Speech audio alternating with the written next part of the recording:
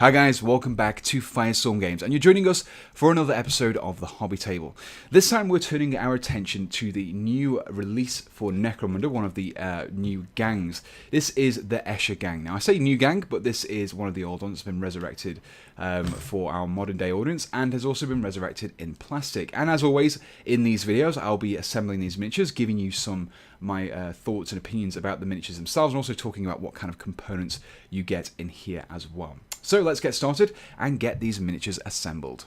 So the Escher Gang comes with 10 miniatures, and of course they're all plastic because Games Workshop should actually release anything other than plastic these days, which is something that I'm not going to complain about. Now these miniatures themselves come on 2 sprues, but the sprues are only actually, you get 1 unique sprue in these, so all the components you have in here will be duplicated at some point. This is one minor grievance that I pointed out with the Goliath Gang. It's not a big deal, but it does mean that you are going to be limited on how many different poses and different weapon options you get to choose from.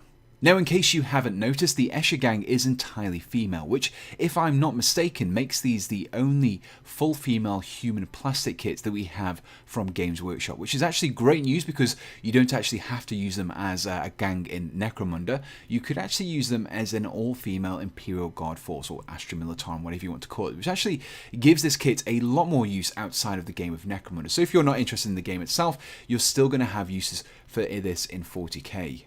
So let's talk about some of the options that we get in this kit. So in terms of weaponry, we get things like needle bolter combi weapons, shock whips, chem throwers, plasma pistols. We've also got various blades and stilettos, as well as some less weaponry as well. Now these miniatures come in a fixed torso and leg combo. You can't actually separate these out and you're fixed in the pose that they're in. However, you are given some customization in what weaponry and also heads you give them. Another added bonus about these areas is the fact that some of the arms actually have a sort of ball and socket joint, which gives you a lot more freedom when assembling them, especially compared to some of Games Workshop's more recent releases. And I did mention this in my Goliath Gang video. You do have a lot more customization in these Necromunda kits compared to some of the Death Guard kits that we've more recently looked at.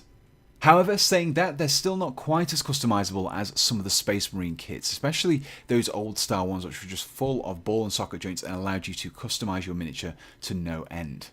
So now that we've discussed some of the components and weapons that we get in this set, let's talk about the aesthetics of the Escher Gang. Now I've already mentioned that they're an all-female group, and they do have this very Amazonian tribal appearance to them. They're all very tall miniatures. They also have things like feathers, they have these giant mohawks as well. And when you've painted them up, especially the Games Workshop paint scheme does give them a very tribal appearance.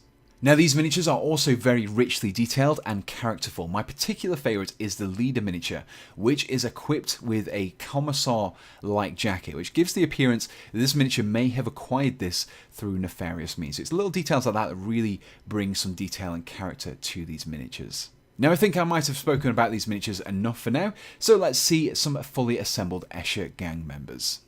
And here we have some of the assembled Escher Gang members. Now if you're interested in picking up a kit of these for yourself, they're available for the RRP of £25. However, on the Firestorm Games web store, they're currently available for £21.25 instead. I'll include a link in the description to their page and also on the screen now. Now, if you enjoyed this video, please do let us know in the comments below, and also hit the subscribe button to be kept up to date with all of our future videos.